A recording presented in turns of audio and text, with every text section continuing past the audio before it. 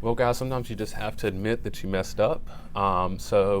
Yesterday I told you that we were doing Roots Week 14, and then I read something out of Isaiah 9, and we talked about that, talked about how we're moving on to brighter and happier things.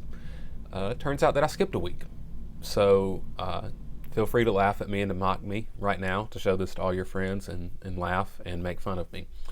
I don't know what to do besides just go back and start over. Yesterday was actually week 15. We're going to start week 14 today. So I apologize for that. So the passage that was supposed to be read yesterday was actually Hosea 11. Now, Hosea 11 is sort of this mixed passage. It's a really cool passage where you just get to see the heart of God and the way that he deals with his people. But it starts out being about judgment, like God's about to judge his people because they're being really disobedient.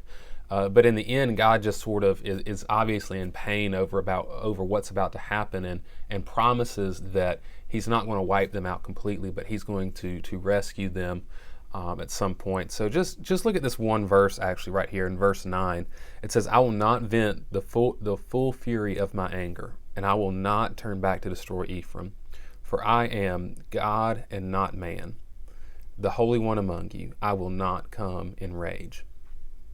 Now, I like that because it reminds us that even though we're creatures, we're made, we have limits, we act in certain ways, but just because that's how we are, that doesn't mean that's how God is. Some people grow up in broken and abusive homes where when they did something bad, their parents could not control their anger. And so when they disciplined them, they took it too far and they hurt them and they abused them.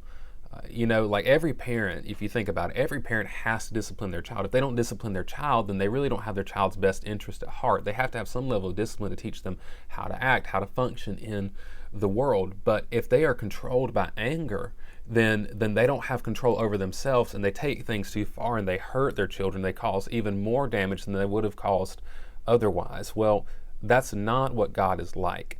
God is not out of control. He's not controlled by his emotions. He doesn't fly into a rage and go off the handles and go out of control. At all times, God is unchanging in his character. God is not affected by various rages or emotions or anything like that.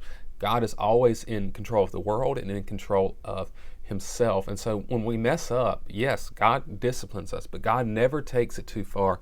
And God does not ever take away the opportunity for redemption. Now, we might take that away. We might turn our backs and harden ourselves to the points that we'll never hear from him.